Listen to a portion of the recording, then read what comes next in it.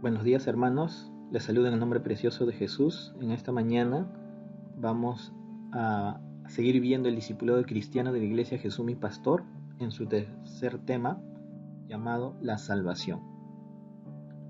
¿Qué es la salvación? Bueno, la palabra salvación significa la liberación de un peligro o sufrimiento. La salvación en términos bíblicos se refiere a una eterna liberación espiritual.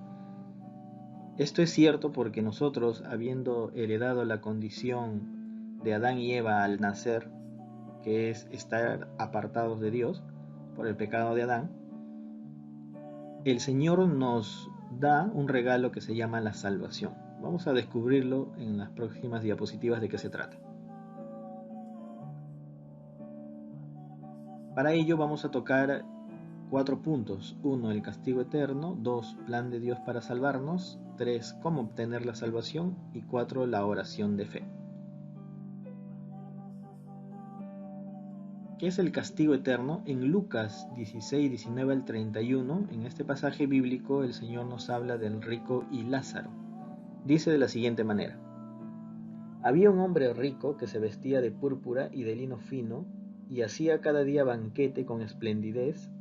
Había también un mendigo llamado Lázaro que estaba echado a la puerta de aquel, lleno de llagas, y ansiaba saciarse de las migajas que caían de la mesa del rico, y aún los perros venían y le lamían las llagas. Aconteció que murió el mendigo y fue llevado por los ángeles al seno de Abraham, y murió también el rico y fue sepultado. En el verso 23, la palabra del Señor nos dice: y en el Hades alzó sus ojos, estando en tormentos, y vio de lejos a Abraham y a Lázaro en su seno. Entonces él, dando voces, dijo: Padre Abraham, ten misericordia de mí y envía a Lázaro para que moje la punta de su dedo en agua y refresque mi lengua, porque estoy atormentado. Pero Abraham le dijo: Hijo, acuérdate que recibiste tus bienes en tu vida y Lázaro también males, pero ahora éste es consolado aquí y tú atormentado. Además de todo esto, una gran sima está puesta entre nosotros y vosotros, de manera que los que quisieran pasar de aquí a vosotros no pueden, ni de allá pasar acá. Muy bien, en el verso 23 vamos a resaltar algunos puntos. Dice: y estando el rico en el Hades, alzó sus ojos estando en tormento. ¿Sí? Hades es infierno. Y en ese lugar uno está en tormentos. En el verso 24, el mismo rico le decía a Abraham: ten misericordia de mí y envía a Lázaro para que moje la punta de su dedo en agua y refresque mi lengua, porque estoy atormentado.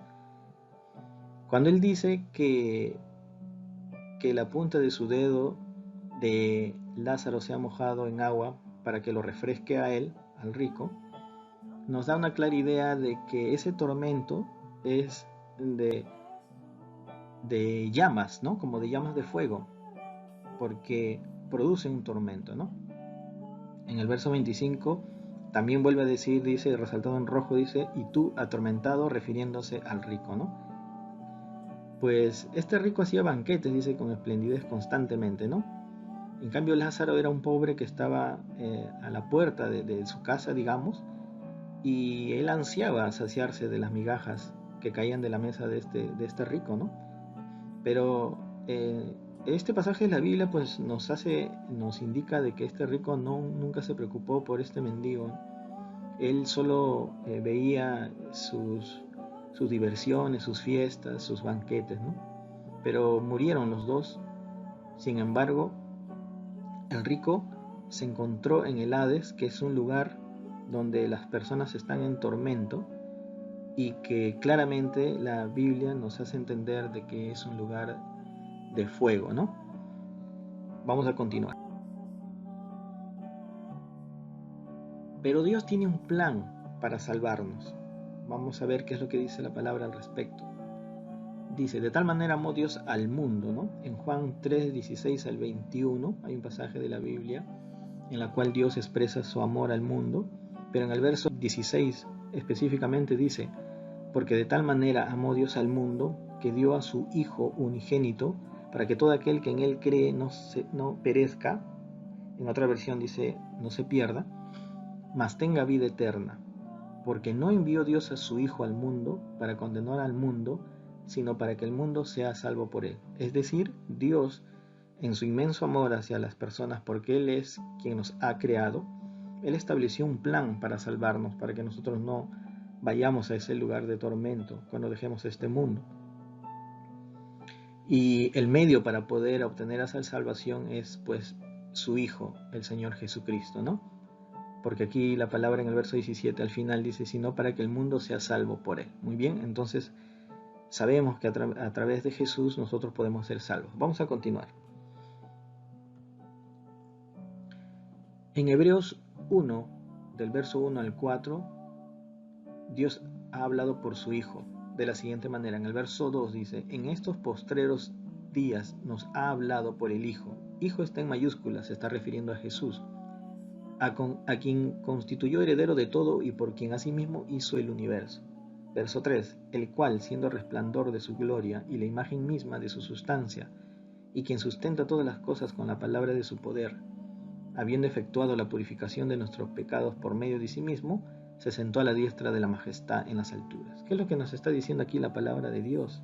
Ya sabemos que Jesús, por medio de Jesús somos salvos, ¿no? O podemos ser salvos porque es el plan de Dios, ¿sí? ¿Pero por qué? Porque en el verso 3, ahí resaltado en rojo, dice, habiendo efectuado la purificación de nuestros pecados por medio de sí mismo. Es decir, Jesús, a través de su venida aquí al mundo, Él purificó nuestros pecados, se pagó por nuestros pecados, ¿no?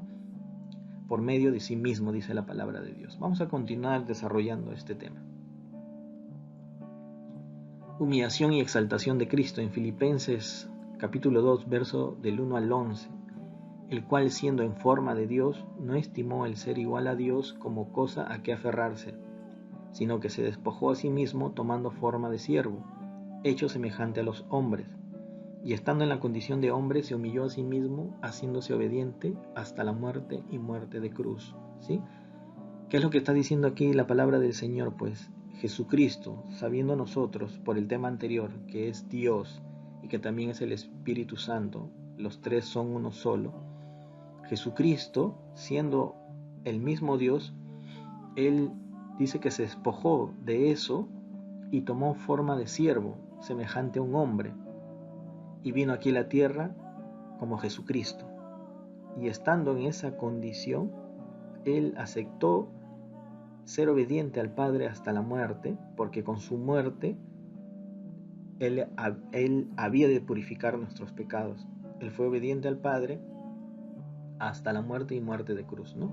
Que fue donde finalmente nuestros pecados fueron cargados sobre Él. Continuamos.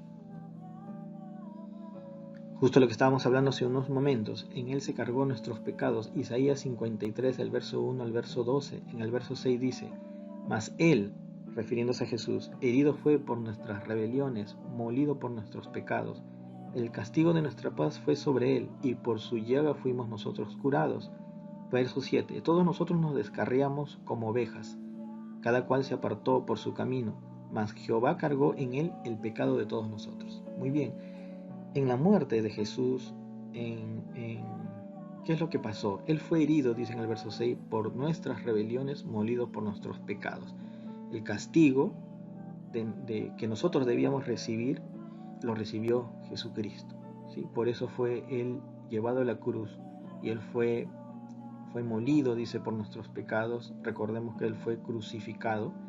Y en ese momento, ¿qué es lo que estaba pasando? Pues en el verso 7 al final dice, mas Jehová cargó en Él el pecado de todos nosotros. O sea, mientras Él estaba siendo crucificado, atormentado, mientras Él estaba siendo torturado, es en ese momento en el que Dios estaba cargando el pecado de todos nosotros, de toda la humanidad, lo estaba cargando sobre Él, ¿sí? Por eso a Jesucristo se llama el Cordero que quita el pecado del mundo. Por eso es la importancia que nosotros debemos tener de la labor de Cristo, no solamente en su vida aquí en la tierra, sino sobre todo en la cruz, ¿no? Porque ahí es donde Él estaba pagando por todos nuestros pecados. Entonces, un resumen de esta diapositiva, que es el plan de Dios para salvarnos, sería la siguiente, ¿no? Por amor, Dios envió a su Hijo al mundo. a su Hijo nos referimos a Jesucristo. 2. Siendo en forma de Dios, porque Él es Dios, se despojó a sí mismo de esa condición y tomando forma de siervo. En el 3. En semejanza de hombre, vino a esta tierra y fue obediente hasta la muerte y muerte de cruz. ¿Por qué? Porque ahí estaba pagando por todos nuestros pecados. 4.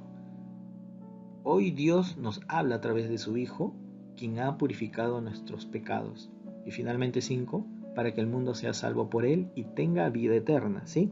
O sea, ¿cuál es el plan de Dios para nosotros? A través de su Hijo Jesús, que fue quien purificó nuestros pecados en la cruz, todo eso sucedió para que el mundo sea salvo por Él y tengamos vida eterna, ¿sí? O sea, por medio de la muerte de Jesucristo y su resurrección, nosotros tenemos vida eterna, ¿sí? ¿Por qué no lo necesitamos? Porque si nosotros no tomamos esa salvación que Dios nos da, entonces estamos condenados a estar separados eternamente de Dios, y ya sabemos en qué lugar, en un lugar de tormento que es de fuego, ¿sí? Llamado el infierno.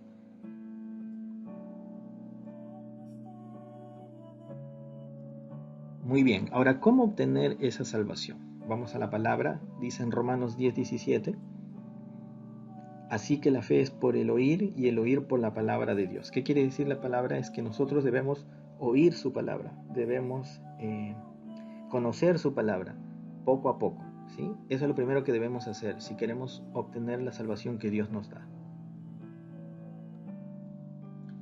En Juan 16, del 7 al 8, dice en el 7, pero yo os digo la verdad, decía Jesús, os conviene que yo me vaya, porque si no me fuera, el Consolador no vendría a vosotros, mas si me fuere, os lo enviaré, y cuando Él venga, convencerá al mundo de pecado, de justicia y de juicio.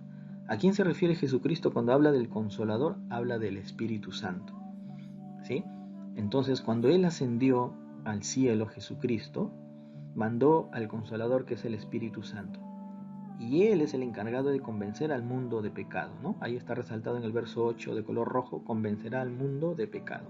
O sea, una vez que nosotros leemos palabra de Dios, que nosotros nos enteramos lo que Dios nos da, que es la salvación, entonces nosotros reconocemos que somos pecadores, ¿sí? Ese es un trabajo del Espíritu Santo dentro de nosotros, para que nosotros reconozcamos que somos pecadores, reconozcamos nuestra condición delante de Dios.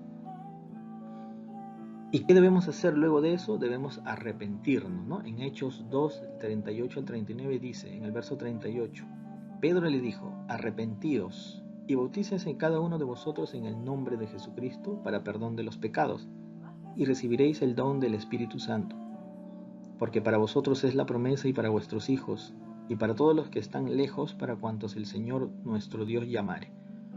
Muy bien. Una vez que ya reconocimos que somos pecadores, ahora nos toca arrepentirnos. ¿Por qué? Porque en la palabra de Dios dice así. Pedro decía, arrepentíos, dice el Señor, ¿no? ¿Para qué? Está resaltado en rojo. Para perdón de los pecados, ¿sí? Y esa es una promesa para todos aquellos que se arrepienten de sus pecados, ¿no? No solamente para ellos, sino para sus hijos, para sus familias. Entonces es necesario arrepentirse para recibir perdón de pecados. Ya sabemos que Jesucristo en la cruz pagó por todos nuestros pecados, pero ahora a nosotros nos toca arrepentirnos y pedir perdón de esos pecados, ¿no? Para ser libres de la condenación eterna. En Romanos 8:16 dice, el Espíritu mismo da testimonio a nuestro espíritu que somos hijos de Dios. Muy bien, recordemos en los temas pasados que nosotros dijimos que habíamos heredado la condición de Adán y Eva, que era una condición espiritual muerta. Ellos eran cuerpo, alma y espíritu. El espíritu les ayudaba a comunicarse con Dios. Cuando ellos desobedecieron, el espíritu murió en ellos. Entonces quedaron como cuerpo y alma. Esa condición nosotros la hemos heredado, ¿sí? Pero cuando nosotros obtenemos la salvación, el Espíritu Santo de Dios viene a nuestro ser y activa nuestro espíritu y nos da testimonio de que somos hijos de Dios, ¿sí? Entonces, nosotros al tener la salvación y nuestro espíritu se activa, entonces ya volvemos a ser trinos, cuerpo, alma y espíritu. Por eso que ya podemos leer la palabra de Dios, podemos orar, podemos congregar y hacer esas cosas que antes de conocer a Cristo no lo hacíamos. Un resumen de esta diapositiva de cómo obtener la salvación sería la siguiente. Yo debo oír palabra de Dios. ¿Para qué? Para creer. Si eso pasa, el Espíritu Santo me ayuda a reconocer mi pecado, o sea, me ayuda a reconocer de que soy un pecador delante de Dios. Me abre los ojos y me hace entender la condición en la cual Dios me ve a mí. ¿Sí? Ese es el trabajo del Espíritu Santo. Número 3. ¿Qué sucede luego? Yo debo arrepentirme para perdón de mis pecados. Y es ahí donde yo voy a recibir el don del Espíritu Santo, ¿sí? Donde se va a activar mi espíritu, ¿no? En el número 4 dice, el Espíritu Santo, ¿qué hace luego? Da testimonio a mi espíritu de que soy un hijo de Dios. Esa es la forma de cómo obtener la salvación, ¿no? Es un trabajo que yo debo hacer y que en conjunción con el Espíritu Santo se va a completar para obtener finalmente la salvación. Eso de ahí es un regalo de Dios. Es un regalo que Dios nos da, es gratuito, no nos cuesta nada, solo debemos creer y debemos seguir los pasos que estamos aprendiendo para obtener la salvación y asegurarnos el estar eternamente junto con nuestro Señor Jesucristo en el cielo. Muy bien. Ahora vamos a ver la oración de fe. ¿Qué es la oración de fe? La oración de fe es una oración en la cual podemos nosotros decirle a Dios que queremos tener la salvación y finalmente, luego de esa oración, si la hacemos de corazón, Dios nos va a regalar la condición de ser un hijo de Él, ¿sí? Pero antes de eso vamos a ver qué pasa si nosotros no hacemos esto. Seríamos incrédulos. ¿Y cuál es la situación de un incrédulo? En 2 Corintios 4:4 dice, en los cuales el Dios de este siglo significa Satanás. En otra versión dice el Dios de este mundo, cegó el entendimiento de los incrédulos, para que no les resplandezca la luz del Evangelio de la gloria de Cristo, el cual es la imagen de Dios. ¿Sí? ¿Cuál es la condición de un incrédulo entonces? El incrédulo está cegado, su entendimiento está cegado por Satanás para seguir siendo incrédulo, para no creer en el Evangelio de Cristo, para no creer en el Evangelio de salvación, para no creer en el regalo que Dios nos da, que es la salvación a través de su Hijo Jesucristo. Esa es la situación de un incrédulo. Por eso que muchas veces nosotros, incluso nosotros antes de conocer a Cristo, rechazábamos cualquier cosa que viniera de Él, rechazábamos su palabra, rechazábamos la oración, el congregar y etcétera, porque éramos incrédulos. ¿Y por qué? Porque el Dios de este mundo había cegado nuestro entendimiento. Pero vino Jesús y nos libró de esa ceguera espiritual y nos hizo entender su palabra, que es lo que nosotros estamos aprendiendo ahora, para luego obtener la salvación, que es un regalo de Dios para todos nosotros, para nuestros hijos, para nuestra familia. Muy bien, esa es la situación de un incrédulo. Pero ¿qué yo debo hacer para tener la salvación con esta oración? Pues debo recibir a Cristo en mi corazón. En Juan capítulo 1 del verso 1 al 18 habla la palabra del Señor de Jesucristo, pero específicamente en el verso 12, donde sigue hablando de Jesucristo, el Señor dice lo siguiente: mas a todos los que le recibieron, a los que creen en su nombre, les dio potestad de ser hechos hijos de Dios. Muy bien. Todo del capítulo 1, el verso 1 al 18, habla de Jesús. En el verso 12 también dice, resaltado en rojo, hay que recibirlo, ¿no? Hay que recibir a Jesucristo. ¿Para qué? Para recién tener la potestad de ser hecho un hijo de Dios. ¿Qué quiere decir? Si yo no recibo a Cristo, yo no puedo ser llamado un hijo de Dios. ¿Por qué? Porque escrito está en la palabra y lo estamos viendo ahora y ustedes lo pueden corroborar en la Biblia. Dicen que hay que recibir a Jesús para recién tener la potestad, o sea, el derecho de ser un hijo de Dios. O sea, si yo no recibo a Cristo, no puedo ser un hijo de Dios, por más que yo diga que sí, o por más que yo crea. No, hay que recibir a Cristo en nosotros para que recién el Padre, Dios, nos dé el derecho de ser uno de sus hijos. ¿Ok? Seguimos. Muy bien. Yo quiero recibir a Cristo. Digamos que yo quiero hacerlo. Entonces aquí la palabra te dice cómo hacerlo. Dice confesar con la boca. En Romanos 10:9 dice, ahí debe ser 9, dice que si confesares con tu boca que Jesús es el Señor y creyeres en tu corazón que Dios le levantó de los muertos, serás salvo. Porque con el corazón se cree para justicia, pero con la boca se confiesa para salvación. ¿Sí? Entonces en el verso 9 dice que si confesares con tu boca que Jesús es el Señor y creyeres en tu corazón que Dios le levantó de los muertos, serás salvo. ¿Por qué dice que si confesares con tu boca? ¿Por qué es necesario confesarlo? Es necesario hacerlo porque nosotros, no siendo hijos de Dios, estamos bajo la potestad de Satanás. Y él no puede leer la mente. Si yo solamente pienso esta oración en mi mente, Satanás no puede leer mi mente. Yo lo necesito decir con mi boca, en forma audible, para que él escuche. ¿Por qué? Porque cuando yo confieso que Jesús es el Señor, entonces estoy diciendo que cambio de Señor, que ya no quiero al Señor antiguo, que ya no quiero al Señor al Dios de este mundo, sino al Señor Jesucristo. Por eso es necesario confesar con nuestra boca en forma audible en una oración. Y dice, y si creyeres en tu corazón que Dios le levantó de los muertos, serás salvo. ¿Qué quiere decir? Que si yo confieso, o sea, oro con mi boca en forma audible, diciendo que Jesús es mi Señor, reconociéndolo de todo corazón, entonces yo voy a tener la salvación. Esa es una promesa de Dios en su palabra. Dice, porque con el corazón se cree para justicia, pero con la boca se confiesa para salvación. Es decir, necesito yo orar, confesando que Jesús es mi Señor y creyéndolo de todo corazón para tener la salvación.